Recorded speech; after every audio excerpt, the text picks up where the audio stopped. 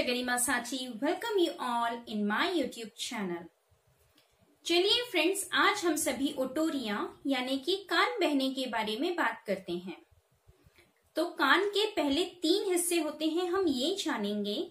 पहला है external ear, दूसरा मिडिल ईयर और तीसरा इनर ईयर। तो जो डिस्चार्जेस होते हैं ओटोरिया में वो एक्सटर्नल ऑडिटरी कैनाल और मिडिल ईयर से होते हैं। तो ये डिस्चार्जेस बाहर आते हैं, चाहे वो थिक हो सकते हैं या लिक्विड हो सकते हैं, ट्रांसपेरेंट हो सकते हैं, येलोइश भी हो सकते हैं। तो कान बहते हैं मीन्स जो डिस्चार्जेस हैं वो मिडिल ईयर या फिर एक्सटर्नल ऑडिटरी कैनाल से डिस्चार्जेस का होना और बाहर की तरफ आना, ये कहलाता है ओटोरिया। फ्रेंड्स, उसके पहले यदि आप सभी ने हमारा चैनल सब्सक्राइब नहीं किया है तो सब्सक्राइब कर दीजिएगा, बेल आइकन प्रेस कर दीजिएगा ताकि आप सभी को हमारे वीडियोस के अपडेट टाइम टू टाइम मिलते रहें। और इस वीडियो को लास्ट तक जरूर देखिएगा। इसके लास्ट में हम आपको कुछ होम्योपैथिक मेडिसिन के बारे में बताएंगे जो कि इस ओटोरिया को क्योर करने में काफी हद तक हेल्पफुल हो सकती है। तो चलिए आइए शुरू करते हैं ओटोरिया के बारे में। चलिए अब हम इसके सिम्टम्स यानी लक्षण की बात करते हैं।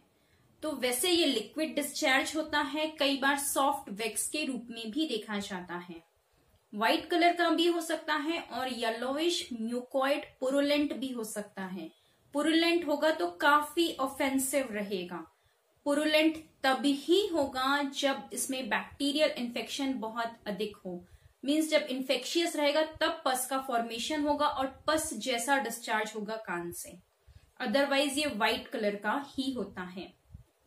साथ ही साथ इसमें पेन नहीं होता है। ओटोरिया के पेशेंट्स को बहुत कम पेन देखा जाता है, लेकिन यदि उसके साथ में बैक्टीरियल इन्फेक्शंस आ गया है, कान में इन्फेक्शन ज्यादा है, तो वो पेनफुल भी हो सकता है।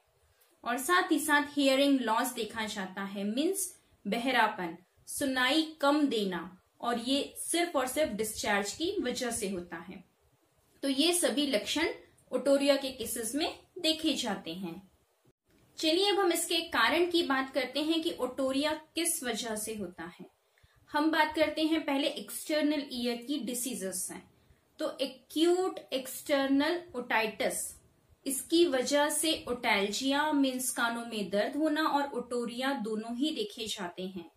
एक्यूट एक्सटर्ना ओटाइटिस या एक्यूट ओटाइटिस एक्सटर्ना का मतलब है इन्फ्लामेशन होना, सूजन आना। बाहर का जो कान है, कान जैसे अभी बताया था 3 हिस्सों में बटा है, एक्सटर्नल, मिडिल एंड इंटरनल।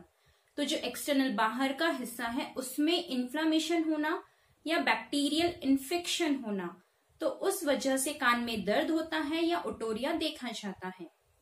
यदि यही क्रॉनिक रूप में हो तो क्रॉनिक एक्सटर्ना ओटाइटिस के केसेस में भी ओटोरिया होता है। तो इसमें दोनों कान का इन्वॉल्वमेंट होता है। जब ये कंडीशन क्रॉनिक हो जाए तब ये सीवियरिटी का रूप ले लेती है। और तीसरी बीमारी है डर्मेटिटाइटिस।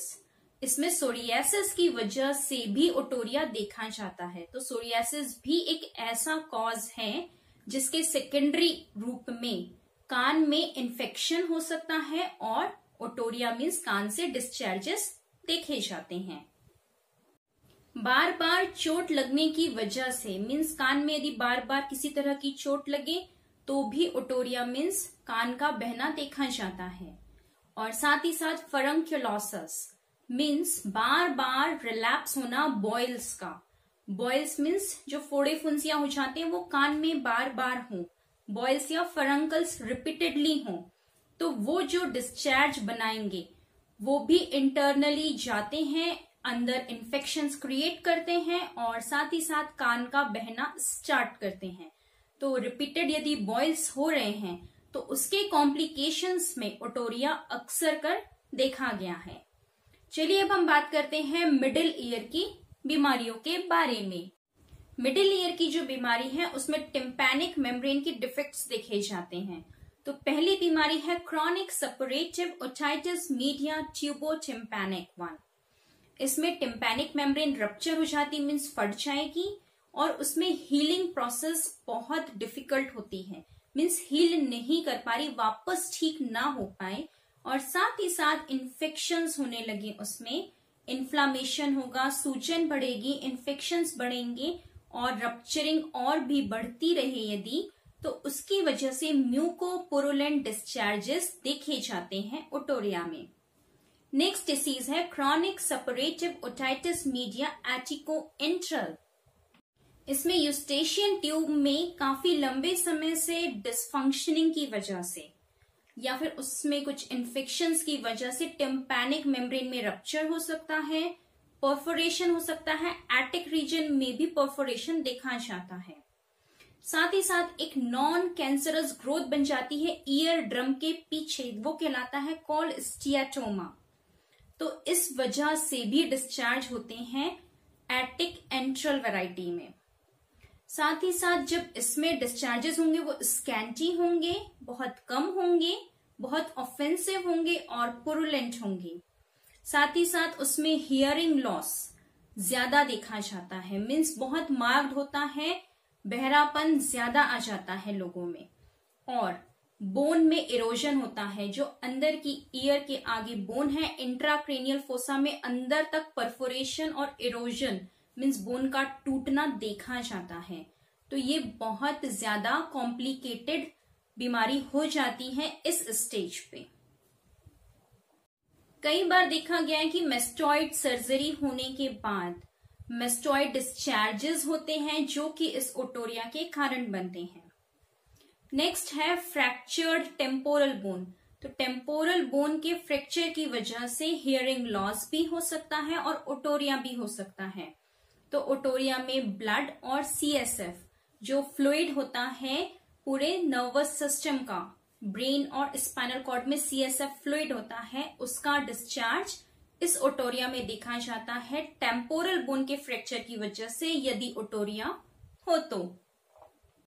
स्विमिंग के बाद भी देखा गया है कि जो पानी कानों में जाता है उसकी वजह से ओटोरिया देखा गया है, क्योंकि वो इन्फेक्शन और इन्फ्लामेशन कॉज करता है। साथ ही साथ ओटोरिया हो सकता है after grommets. Grommets means tube like substance होते हैं जो कि इंसर्ट किए जाते हैं कानों में ऑपरेशन के दौरान फ्लूइड के लिए, मिडिल ईयर में, कि वहां पर बिल्डअप कर सके फ्लूइड। तो उनमें भी कई बार इन्फेक्शन यदि हो जाए तो वो भी एक कॉज बनते हैं ओटोरिया का। चलिए फ्रेंड्स, अब हम बात करते हैं इसकी डायग्नोसिस के बारे में।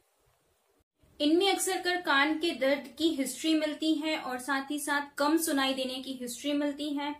जो डिस्चार्ज होता है कान से उसका सॉप टेस्ट किया जाता है, साथ ही साथ हियरिंग टेस्ट कर सकते हैं, बायोप्सी हो सकती है, एक्सरे हो सकता है, और साथ ही साथ जो परफोरेशन हो रहा है ईयर ड्रम में उसको भी एग्जामिन किया जाता है। अब हम बात करते हैं इसके मैनेजमेंट की। तो एलोपैथिकली एंटीबायोटिक्स दी जाती हैं और एंटीबायोटिक ड्रॉप्स, ईयर ड्रॉप्स दी जाती हैं।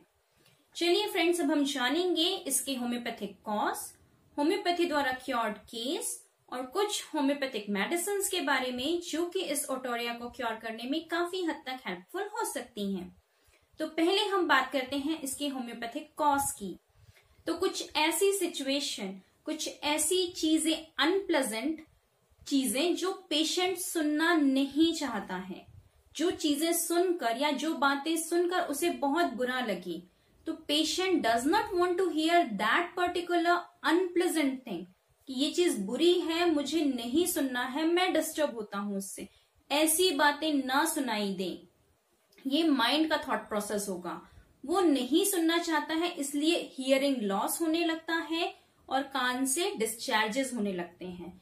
वो ये बताते हैं कि मैं ये सिचुएशंस को हैंडल नहीं कर सकता, मैं इसे बेयर नहीं कर सकता, ऐसी बातें मुझे बार बार मत सुनाओ, मैं इसे बेयर नहीं कर सकता।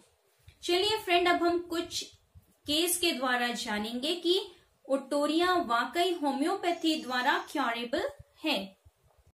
एक पेशेंट जिसकी एज लगभग 15 साल थी, उसको क्रॉनिक ओटोरिया था, ईयरवैक्स डिस्चार्ज होता था कान से और बहुत ज्यादा पुरुलेंट था, कभी कभी ब्लड भी आ जाता था, म्यूकॉइड था और काफी सिवियर था, मीन्स 24 आवर्स डिस्चार्ज था।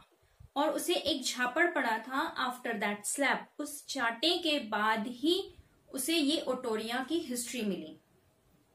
छोटा बच्चा था, करीब करीब 5 साल पहले का ये इंसिडेंस है कि उसे चाटा पड़ा, उसके बाद से उसका वो कान बहने लगा था। इसका जब पूरा केस लिया तो हिस्ट्री में था कि हमेशा चिड़चिड़ करते रहना, उसे लगता है कि उसकी कोई वैल्यू करता ही नहीं। एक डर था उसके मन में कि कुछ बुरा होने वाला है मेरे साथ, हमेशा ये टेंशन रहती थी कि मेरे साथ कुछ ना कुछ बुरा होगा। बहुत ज्यादा ओबेस था, थोड़ा मोटा था और बहुत ज्यादा डरपोक, टिमिड था, और साथ ही साथ कंफ्यूजन बहुत रहता था। बोलते बोलते सेंटेंसेस भूल जाना कि आगे क्या बोलना है, और स्पेशली लंच के बाद कंफ्यूजन ज्यादा बढ़ जाते थे। और उसको बहुत ज्यादा इरिटेशन होता था उन लोगों से जो उसको अपोज करें। तो ऑपोजिशन बर्दाश्त नहीं होता था, लेकिन टिमिड था, लड़ नहीं सकता था उस कंडीशन के लिए। ओवरऑल हिस्ट्री के बाद रूब्रिक लिया गया फियर ऑफ मिसफॉर्च्यून और मेडिसिन दी कैलकेरिया सल्फ 200, जिससे उसका जो 5 साल का ओटोरिया था वो 5 to 6 मंथ्स में पूरी तरह से क्योर हो गया। चलिए फ्रेंड्स, अब हम कुछ होम्योपैथिक मेडिसिन के बारे में बात करते हैं जो कि इस ओटोरिया को क्योर करने में काफी हद तक हेल्पफुल हो सकती हैं। सबसे पहली मेडिसिन है कॉस्टिकम। तो इसमें जो डिस्चार्ज होते हैं बहुत थिक होंगे, ग्लूई मीन्स गम जैसे कि गोंद होती है उस तरह से चिपचिपे होंगे, और बहुत ज्यादा पुरुलेंट होंगे, बहुत ऑफेंसिव होंगे, बहुत स्मेल आती है। साथ ही साथ इसमें जो होगा पेशेंट को उसकी खुद की आवाज इको करती है, मीन्स वो जो शब्द बोलेगा वही शब्द उसे रिपीट में सुनाई देते हैं। क्रॉनिक मिडिल ईयर कैटर होता है, मीन्स बहुत पुराना मिडिल ईयर में इन्फेक्शन, इन्फ्लामेशन होगा जो कि इस ओटोरिया का कॉज बनता है कॉस्टिकम में। और इनर ईयर में अंदर की तरफ उसे बहुत ज्यादा खुजली होती है, बहुत सिवियर इचिंग होती है। अब हम बात करते हैं इसके मेंटल सिम्टम्स की। तो एलमेंट फ्रॉम एडमोनिशन मीन्स इसे सलाह बिल्कुल पसंद नहीं आती है। लॉन्ग लास्टिंग ग्रीफ से भी एलमेंट है, बहुत पुराना कोई दुख दर्द होगा उसकी वजह से भी परेशानी होती है। अपनी तकलीफों के बारे में जब वो सोचता है तो वो एग्रावेट करती है जो भी तकलीफ होगी। यदि वो कान में दर्द के लिए सोचेगा तो वो तकलीफ उसे ज्यादा बढ़ी हुई महसूस होती है। और साथ ही साथ नींद में चौंकने की आदत होती है। इसे इनजस्टिस मीन्स अन्याय बिल्कुल भी पसंद नहीं आता है, उसके लिए लड़ लेगा, और वो अन्याय चाहे किसी के लिए भी हो, उसके खुद के साथ हो या किसी और के साथ, वो सभी के लिए लड़ लेता है। और साथ ही साथ जब कोई उसे थैंक यू बोले तो इतना सेंसिटिव होता है कि उसकी आंखों में आंसू आ जाते हैं, वो रो लेता है। तो यदि ये सारे सिम्टम्स करस्पॉन्ड करते हैं तो कॉस्टिकम काफी हद तक हेल्पफुल हो सकती है। नेक्स्ट मेडिसिन है ग्रिफाइटस। तो इसमें ईयर में स्टफ्ड फीलिंग होगी, मीन्स कुछ भरा हुआ है, जकड़ा हुआ है, अंदर कुछ फिल्ड है। अब हम बात करें इसके डिस्चार्जेस की तो ग्लूई होंगे, मीन्स गोंद जैसे चिपचिपे होंगे, और साथ ही साथ ब्लडी होंगे, म्यूकोपुरुलेंट होंगे, पस निकलेगा, ब्लड भी निकलेगा, और बहुत ऑफेंसिव होगा, बहुत थिक और स्टिकी होते हैं। अब हम बात करें इसके मेंटल सिम्टम्स की तो इसे किसी भी तरह का कोई काम करना पसंद नहीं आता, बहुत रेस्टलेस होता है काम के दौरान, मीन्स इधर से उधर मूव करता रहेगा। बैठना बहुत अच्छा लगता है, म्यूजिक से बहुत परेशानी है, बहुत रोता है, और साथ ही साथ इनडिफरेंट है, मीन्स किसी से भी इसे फैमिली में लगाव या अटैचमेंट नहीं होता है। तो यदि ये सिम्टम्स करस्पॉन्ड करते हैं तो ग्रिफाइटस काफी हद तक हेल्पफुल हो सकती है। नेक्स्ट मेडिसिन है काली सल्फ। तो इसमें जो डिस्चार्ज होंगे वो भी येलोइश होंगे, थिक होंगे, कई बार वाटरी भी होते हैं, बहुत ऑफेंसिव होंगे इसके भी सिक्रेशंस, और साथ ही साथ लॉन्ग स्टैंडिंग क्रॉनिक कैटार की वजह से होते हैं, बहुत लंबे समय से चले आ रहे इन्फ्लामेशन की वजह से। हम बात करें इसके मेंटल सिम्टम्स की तो पेशेंट बहुत जल्दबाजी में रहेगा, हरीड रहता है, बहुत इरिटेबल होता है, क्वारलसम होता है, बहुत लड़ने वाला, बहुत झगड़ालू पर्सन होता है, जरा जरा सी बातों में तुनक मिजाज होता है, और जरा जरा सी चीजों में डर जाना, फ्राइटेंड एट ट्रिफल्स, जरा सी भी कुछ किसी ने आवाज दी और वो चौंक जाता है, स्टार्टलिंग टेंडेंसी होती है। कोई चीज की डिमांड करेगा और उसे रिजेक्ट कर देगा, तो डिजायर्स एंड रिजेक्टिंग इसके नेचर में ही रहता है। और कंफ्यूजन बहुत रहता है इसे, खासकर रूम में जब वो बंद कमरे में रहता है। बाहर जाएगा खुली हवा में तो कंफ्यूजन्स हट जाते हैं। तो यदि ये सारे सिम्टम्स करस्पॉन्ड करते हैं तो काली सल्फ काफी हद तक हेल्पफुल हो सकती है। नेक्स्ट मेडिसिन है सोराइनम। इसके डिस्चार्ज रेडिश कलर के होंगे, जैसे कि ब्लड ही निकल रहा है कान से। रेडिश स्कैब होगा, ऐसे मार्क्स बने होंगे कान के चारों तरफ। और साथ ही साथ इसमें जो डिस्चार्ज होगा वो सबसे ज्यादा ऑफेंसिव, फाउल और पुरुलेंट होता है। बहुत ऑफेंसिव होगा, बहुत ही ज्यादा स्मेल आती है। और मेनली ये रेडिश कलर के होंगे, ये इसका की फीचर है। हम बात करें इसके मेंटल सिम्टम्स की, तो पेशेंट को अक्सर लगता है कि मैं गरीब हूं या मैं गरीब होने वाला हूं, मैं फेल होने वाला हूं इस कंडीशन में। अकेलापन लगता है कि सभी ने मुझे अकेला कर दिया है, अकेला छोड़ दिया है, इस टाइप की इसे फीलिंग आती है। अपनी रिकवरी को लेकर बहुत हेल्पलेस रहेगा और होपलेस रहेगा। उसे लगेगा कि मैं कुछ भी नहीं कर सकता अपने को ठीक करने के लिए, और निराश रहेगा कि मैं कभी ठीक हो ही नहीं सकता। और सुसाइडल थॉट्स भी हो सकते हैं या सुसाइडल टेंडेंसीज भी देखी जाती हैं। तो यदि ये सिम्टम्स करस्पॉन्ड करें तो सोराइनम काफी हद तक हेल्पफुल हो सकती है। और लास्ट मेडिसिन है पेट्रोलियम। तो इसमें जो कैटार होगा वो ड्राई होगा और साथ ही साथ ब्लडी या म्यूकोपुरुलेंट भी हो सकता है। ब्राउनिश कलर का होगा, बहुत ऑफेंसिव होगा और साथ ही साथ ईचिंग इंटरनल ईयर तक इसमें देखी जाती है।